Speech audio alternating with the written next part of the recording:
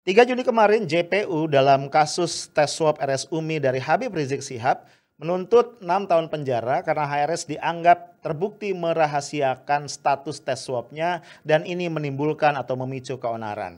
Menjadi sangat miris karena ada banyak pejabat atau tokoh lain yang merahasiakan kondisi mereka yang terpapar COVID tapi tidak disentuh oleh hukum. Dan pada sisi yang lain, koruptor semacam Joko Chandra hanya dituntut oleh jaksa 4 tahun untuk menyuap aparat penegak hukum.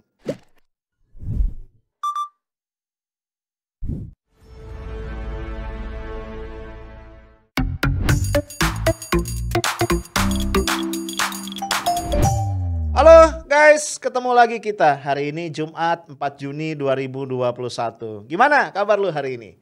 Semangat ya mestinya, Jumat ya. Kan kita mengatakan thanks God it's Friday. Besok udah weekend lagi ya. Dasar nih libur mulu nih pikirannya. Guys, kemarin ya Kamis 3 Juni itu ada sidang di Pengadilan Negeri Jakarta Timur dengan terdakwa Habib Rizik Syihab ya menyangkut kasus tes swab di Rumah Sakit Umi Bogor. Persidangan kemarin memasuki agenda pembacaan tuntutan oleh jaksa penuntut umum. Nah, ternyata JPU menuntut Habib Rizik Syihab dengan pidana penjara 6 tahun. Terjawab sudah ya. Kemarin kan gue sempat bikin podcast ya, yang tanda kutip bertanya-tanya nih, ada apa gerangan ya, kenapa kok tuntutan jaksa atau vonis lah ya, vonis di kasus Petamburan dan juga kasus Megamendung itu relatif ringan ya. Ternyata jawabannya di sini nih kayaknya ya, dikunci di kasus terakhir yaitu kasus Rumah Sakit Umi. Nah bro, menurut gue ini jadi menarik ya.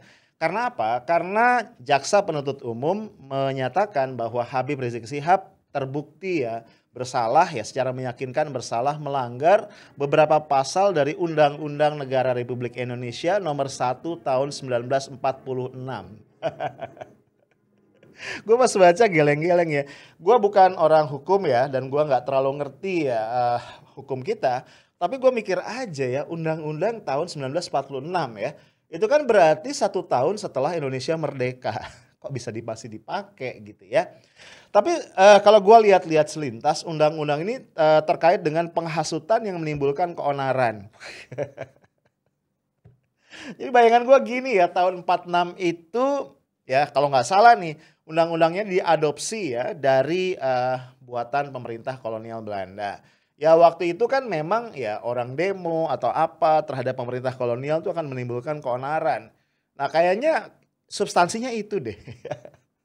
Ketika digunakan dalam kasus HRS, gue juga jadi bingung. Jadi rupanya menurut jaksa, HRS ini terbukti menyebarkan berita bohong. Ya menyangkut status kesehatan dirinya, menyangkut hasil tes swab di Rumah Sakit Umi, dan berita bohong ini menimbulkan keonaran di tengah masyarakat. Jujur gue gagal paham ya. Gue gak tahu ya apakah lu yang mungkin punya background hukum bisa membantu gue untuk ngejelasin ini. Ya gimana ceritanya Habib Rizik dinyatakan menyebarkan kabar bohong tentang status kesehatannya ya. Hasil tes kemudian dianggap menimbulkan keonaran. Kan memang waktu itu Habib Rizik sempat ditanya ya oleh beberapa pihak gimana kondisinya, dia mengatakan kondisinya sehat. Rupanya ini nih ya yang dianggap oleh jaksa melakukan kebohongan. Ya hukumannya 6 tahun. Nah guys, gue pengen ngebahas case ini dari beberapa sisi.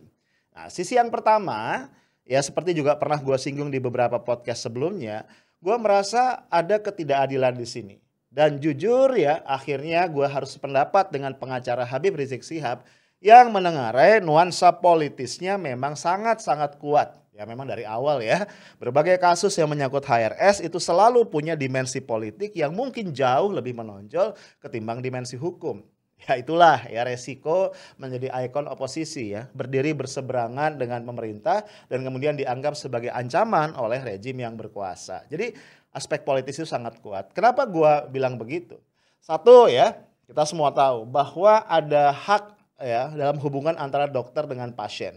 Yang ketika diputuskan atau disepakati untuk merahasiakan status pasien itu berarti hak.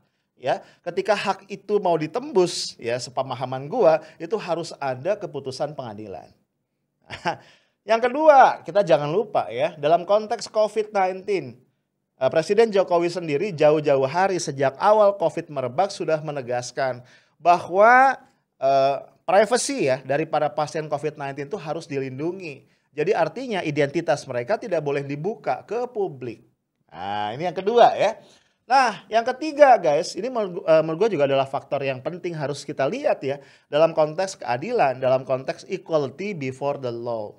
Habib Rizik Syihab bukan satu-satunya dan bukan orang pertama sosok penting figur publik yang merahasiakan ketika dirinya terpapar atau positif COVID-19.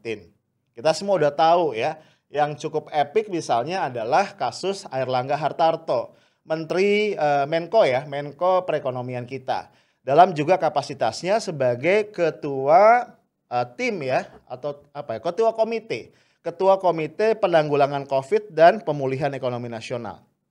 Lu bayangin kan? Berarti Airlangga Hartarto ini adalah orang yang paling bertanggung jawab dalam konteks penanggulangan atau penanganan COVID di Indonesia. Nah, kita tahu Airlangga Hartarto pernah positif COVID dan itu tidak diumumkan ke publik. Ya, alasannya macam-macam ya. Katanya khawatir menimbulkan kegoncangan, keresahan dan segala macam. Menurut gue ini bahaya banget ya. Karena Airlangga Hartarto itu kan tadi ya figur publik, pejabat penting, pejabat negara yang pasti sehari-hari itu akan banyak berinteraksi dengan orang lain gitu loh. Ya, kita nggak tahu selama dia dinyatakan positif Airlangga itu berinteraksi dengan siapa aja. Pasti banyak ya, pasti banyak. Nah, gua nggak tahu juga nih karena tidak pernah diumumkan sebelumnya apakah kemudian orang-orang ini ada proses tracing, ada proses treatment dan sebagainya. Gua nggak tahu. Ya, belakangan kita baru Airlangga Hartarto ini menjadi survivor penyintas COVID-19 ketika ada data, ada informasi tentang orang-orang tokoh-tokoh yang menjadi donor plasma convalescence. Nah, kita tahu orang nggak mungkin jadi donor plasma convalescence kalau bukan penyintas COVID-19. Dan setahu gua ya dari berita-berita yang beredar bukan cuma Airlangga Hartarto ya. Menteri dalam kabinet Pak Jokowi yang pernah terpapar positif COVID-19 dan kemudian tidak mengumumkan itu ke publik. Jadi menurut gua merahasiakan status positif COVID-19 tidak melanggar aturan apapun. Ada lagi contoh ya, jagoan kita Ahok Basuki Cahayapurnama ya. Ini satu keluarga, ini pernah kena COVID-19 positif dan dirawat di Rumah Sakit Pusat Angkatan Darat RSPAD. Ya, dan dia pun sempat merahasiakan itu. Kalau gua baca di beberapa media, alasannya sangat personal sekali, so sweet ya. Alasannya apa? Alasannya dia nggak mau neneknya terguncang. Alah, sweet banget pak. Nah bro, dengan kondisi itu ya sorry ya, gue pengen bilang nih sama aparat penegak hukum ya, sama pemerintah, jangan salahkan publik kalau spekulasi dan dugaan bahwa ini lebih banyak ya, tanda kutip, persidangan politik ketimbang persidangan hukum ya semakin menguat. Karena fakta-faktanya terlalu jelas ya, terlalu jelas dan nggak bisa ditutup-tutupi lagi dunia digital ya, jejak-jejak digital dengan gampang ya dikomparasikan, dikumpulkan lalu ditampilkan ke publik. Ini satu sisi ya. Jadi yang gue garis bawahi adalah tadi merahasiakan status bahwa kita positif. Jangan kita ya, gue nggak mau soalnya. Merahasiakan status bahwa seseorang itu kena COVID, positif COVID, gue rasa dan gue yakin ya, aku yakin tidak melanggar hukum. Nah ketika ini dipolitisasi, apalagi dikait-kaitkan dengan menimbulkan keonaran, asli gue gagal paham. Gue juga nggak tahu ya, apakah pasal-pasal tadi yang terkait dengan penghasutan menimbulkan keonaran dari Undang-Undang Jadul 1946 itu adalah delik material atau delik formil. Seharusnya sih delik material ya. Lo tahu ya bedanya delik material dengan delik formil. Delik material itu gampangnya gini ya, dianggap kejadiannya terjadi ya bisa dihukum. Kalau delik formil adalah harus bisa dibuktikan oleh yang menuntut oleh jaksa kaitan antara perilaku terdakwa dengan akibat ya, dengan akibat dari perilaku itu harus bisa dibuktikan. Jadi misalnya kalau pasalnya adalah penghasutan yang menimbulkan keonaran ya, maka kalau dia delik material, jaksa penuntut umum harus mampu membuktikan secara sah meyakinkan ya, beyond reasonable doubt bahwa memang Habib Rizik Syihab perilakunya tadi yang disebut sebagai penghasutan itu menimbulkan keonaran. Ya, jadi kausalitasnya harus bisa dibuktikan dengan clear. Nah, kayaknya gua nggak ngedenger ya ada satu kerusuhan gitu kan ya, atau satu keonaran di tengah masyarakat gitu yang ditimbulkan gara-gara Habib Rizik Syihab merahasiakan hasil tes swab. Lu denger nggak? Kalau gue sih rasanya enggak ya. Nah cuma nih gue agak deg-degan ya. Secara hukum kita tuh kayak karet ya, bisa ditarik kemana aja sesuka-sukanya rejim. Maksud gue gini ya, kalau sampai polemik di media massa ya, kritik keras masyarakat ya, respon keras dari beberapa pihak dianggap, nah ini nih, dianggap sebagai keonaran, nah kacau juga. Gue khawatir ya jaksa akan membawa ke situ ya. Padahal yang namanya polemik kan biasa ya, artis kawin cerai aja jadi polemik. Nah ini ada satu lagi guys, perbandingan yang juga bikin gue miris ya. Lu tahu ya kasus Joko Chandra ya, ini koruptor ya, yang menyuap aparat keamanan ya, perwira-perwira tinggi di kepolisian sehingga dia bisa jalan-jalan ya, bisa kabur lah gitu ya. Ada jaksa pinangki di situ segala macam. Lu bayangin nih ya, Joko Chandra oleh jaksa penuntut umum hanya dituntut 4 tahun penjara. Aduh ya. Gue coba mikir-mikir ya. Ini kan kalau kita lihat jadi gagal paham. Gimana ceritanya seorang Joko Chandra ya, tanda kutip ya, dosanya, kesalahannya untuk republik ini itu bisa lebih kecil ya, dipandang lebih ringan ketimbang seorang Habib Rizik Syihab yang sekedar merahasiakan status hasil tes swabnya. Itu gimana ya? Gimana cara kita menjelaskan kepada publik? Gimana cara kita menjelaskan kepada generasi muda kita? Gimana para dosen di Fakultas Hukum bisa menjelaskan ini kepada para mahasiswanya? Ya, gue yakin susah setengah mati untuk menjelaskan itu.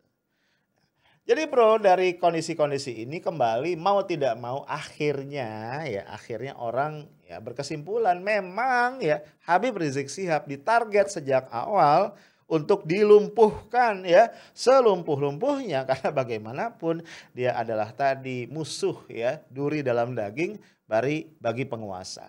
Nah, kenapa buat gua ini persoalan serius ya, buat kita juga semua yang concern pada keadilan. Lu bayangin aja kemarin tanggal berapa? 1 Juni ya, kita baru saja memperingati hari lahirnya Pancasila. Ya gua gak mau debat ya, Pancasila 1 Juni atau 18 Agustus, enggak, gua gak mau debat itu. Gua mau ngomong Pancasila. Nah banyak pihak berteriak-teriak ya, saya NKRI, saya Pancasila. Oke gitu ya. Bahkan negara ini punya satu lembaga untuk pengembangan ya, lembaga indoktrinasi ideologi yang namanya BPIP. Tapi sayangnya kita melihat justru Pancasila tidak diterapkan di dalam hal yang paling substansial, yaitu penegakan hukum.